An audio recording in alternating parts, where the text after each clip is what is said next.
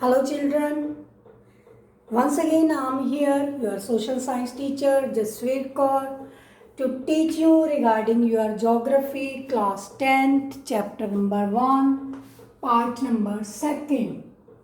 Few days back I sent you one video of its part first, right? In its part first we studied about what are the resource, right? I told you everything, like this pencil, this whiteboard, this fan, this stand, even this mobile. All these things are come in the category of resource that are used to create something, that are the resource. For that I gave you one term, that is economically, culturally and socially. That different terms I told you about that. Then we studied about discussion about the classification of the resources. First classification was that man-made resources and natural resources. Right, under natural resources we read about the classification of the resources on the basis of its origin, on the basis of exhaustibility, on the basis of its ownership, on the basis of status of development. Hopefully you have understood. On the basis of status of development, we categorize the resources into four categories. On the basis of origin, we categorize the resources into two categories, and based upon its ownership, we once again into four categories, and based upon its exhaustibility, that was also two type, renewable and non-renewable resource, and very first was on the basis of origin. Hopefully you have recapped it properly, right? To understand our next concepts, these concepts are very much needed. It should be clarified accordingly. To make its clarification, when all these things are there, right, where keep in mind we are talking about resource and development. Resource and development, what are the resources and how these resources are developed. For the appropriate proper development of the resources, we need planning, right? Suppose you want to read, you want to study, you want to watch my video, you need planning. You must have acquainted with the internet, you must have appropriate mobile, time, sitting, earphone, that is your planning. If you sit with all these facilities, ultimately the result would be fruitful, it would be very important, beneficial for you people. Accordingly, you have to see that resource and development needs resource planning. Once again, a resource planning mean to say we have to see how we can make development of these resources. Suppose we need iron. At one time we need iron. Then what we have to do? We have to search for the iron mines, where iron ore mines. That from that place we will search. Mining would be done over there. Okay, mining would be done over there, and for that resource planning, then if we need water, if we need gold, if we need forest, accordingly we have to make planning. That is the resource planning, right? So I have categorized this resource planning into three stages for appropriate maximum profit, maximum utility of these resources can be taken. First we have to identify. How we can identify? Mean to say, what is the identify the resources, mapping, surveys. Okay, we have to do different type of surveys. Okay, we'll see that here mining based upon, suppose we have to take a gold mine, right? We need gold, we have to search for gold mines. First we'll take sample of the different soils from there with the help of scientists, with the help of engineers and others who mining experts. They will collect sample from there, get the survey done, right, and mapping of location of those places, then get it identified.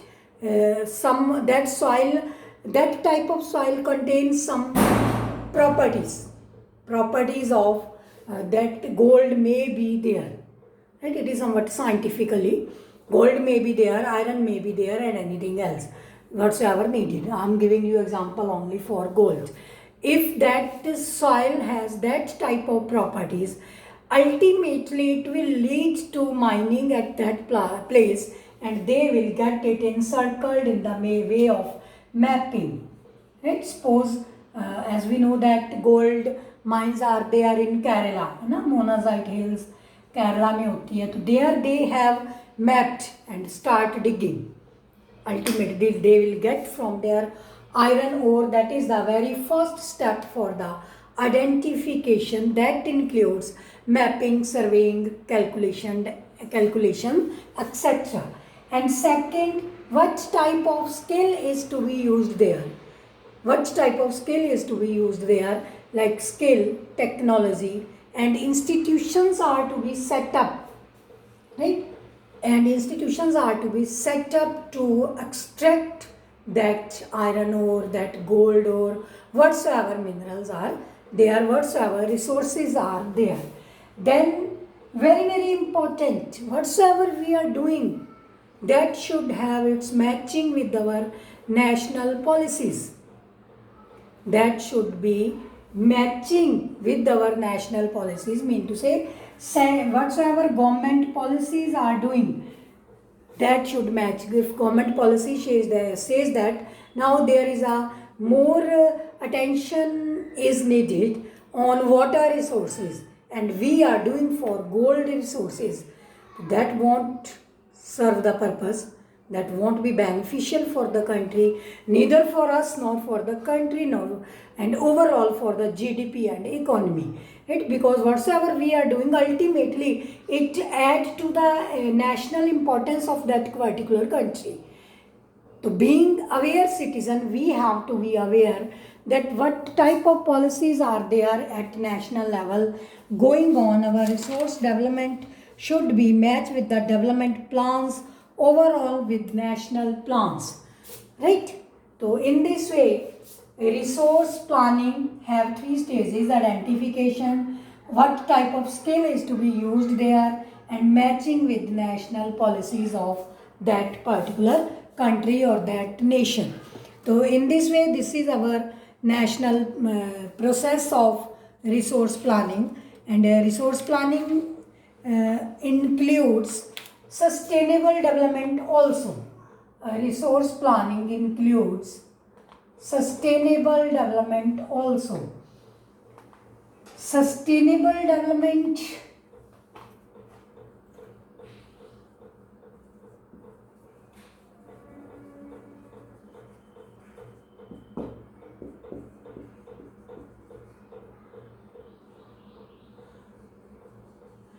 it means we have to make the development by exploiting, by using our resource, but in such a manner that a resource should not be exploited. There should be preservance for the future generation.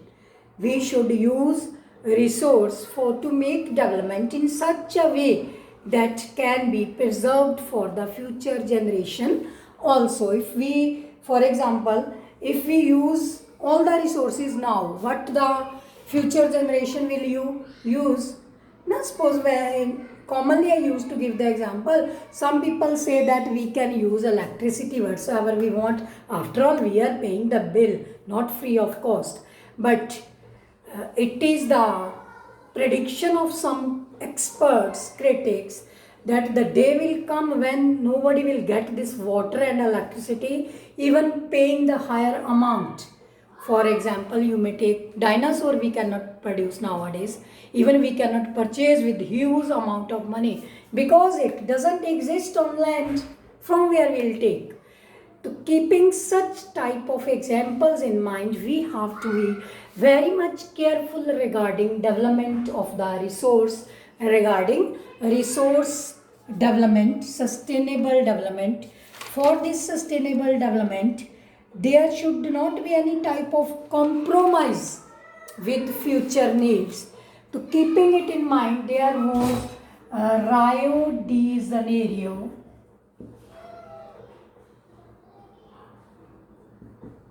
Earth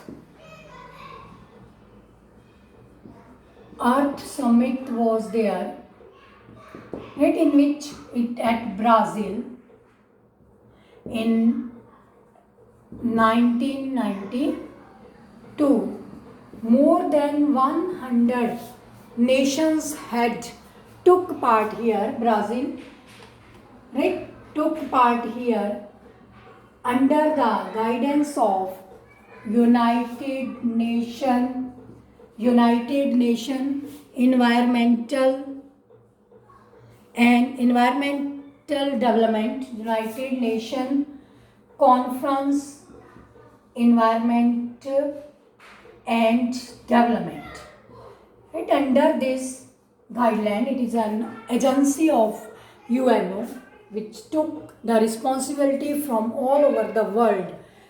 Countries, more than 100 countries took it part, and they implemented 21-point agenda. What was that? It was how to save, how to conserve our resources, how to make sustainable development, we have to make a resource and development keeping in mind the use of future generation. All these 21-point agenda was there. It is given in your book also, right hand side in some color box, right? You may go through there also for its detailed information. And for that, it was only for the resource development. And then there comes the term of depletion, mean to say deterioration in the quality of the resource. Whenever we are digging out the resources from the earth or land, ultimately it will lose its quality, right? That leads to land degradation. With the help of mining, extracting water and other resources. That we have to keep in mind. From land we used to cut the forest, even for different purpose, making buildings, hospitals, schools. The root cause is increasing population. To fulfill the needs of the population, we want resource development. But when we are making resource development, at the cost of development, we are depleting our major resource. That we have to keep in mind, right? Mean to say, whatsoever capacity is there, accordingly we should use that resource. If we are over-exploiting, overutilization of anything is bad. As we know that excess of everything is bad. If we are extracting resource excessively from the earth, then it won't be appropriate and it won't be good. Okay students, till now we have studied about sustainability of the development, resource development and depletion, classification of the resources, and this one, Pandit Jawaharlal Nehru, the first Prime Minister of India, said that resources are enough for need but not for greed.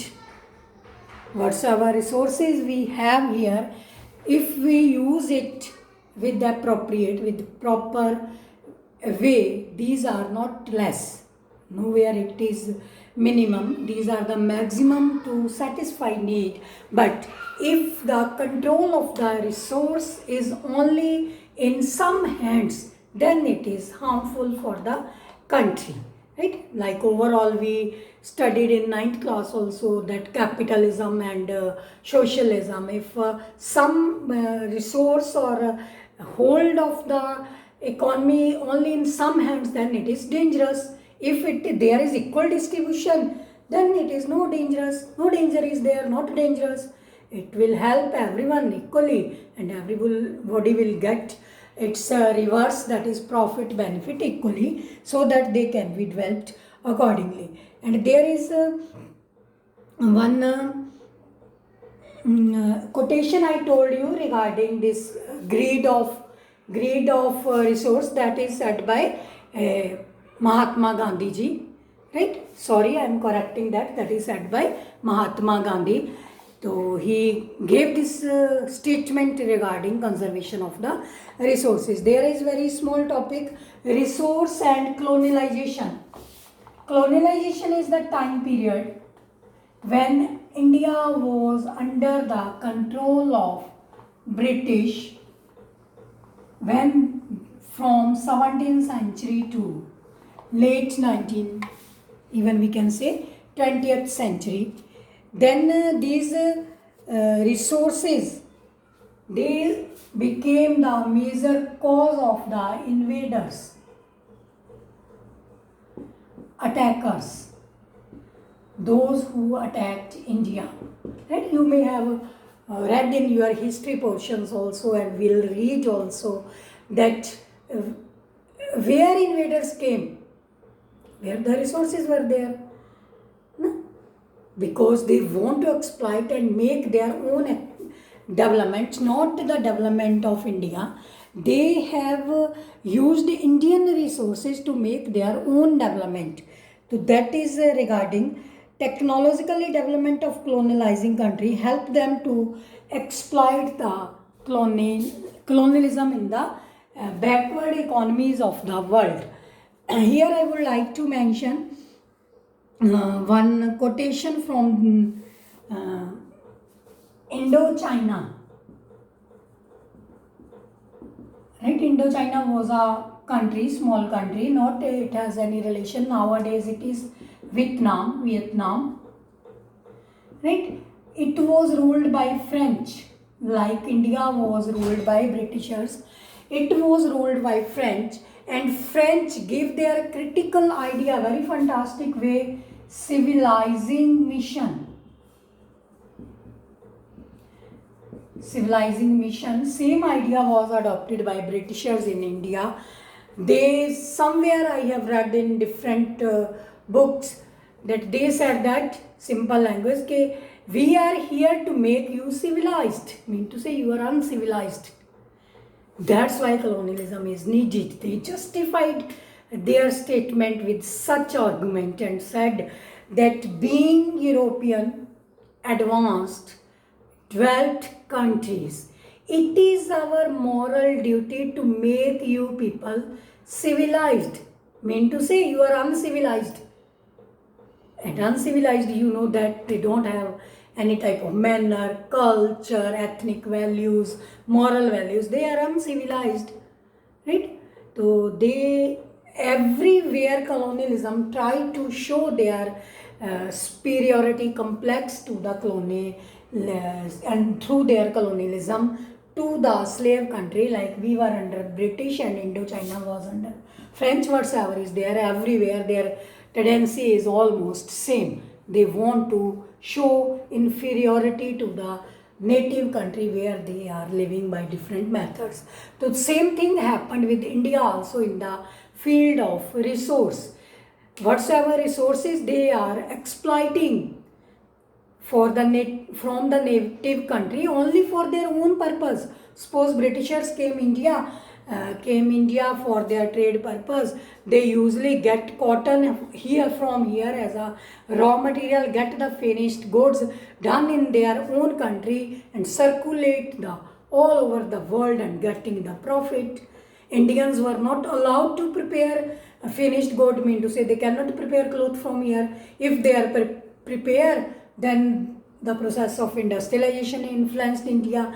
You have read it in your previous, or you will read also in your history chapter like that. That is related to colonialism. Within one line, I would like to wind up this thing. Everywhere these colonizer want to exploit the resources of the native country and wanted to make their own development of their own country. Like Britisher came to India, climate of their country was not suitable for that. Indigo cannot be grown over there. Such type things are try to understand how they have made colonialism India. And whenever there is resources are there, they use technology, quality of human resource, and historical experiences of the citizen of that country and their own historical experiences. Okay, student, in this way we have completed up to resource and colonialism, sustainable development, and you have to prepare notes accordingly. Very soon I'll organize one online oral class and try to bind up all this, because we have completed 2 chapters from democratic politics. 2 lecture I delivered on your history chapter, that is rise of nationalism in Europe, and this one geography.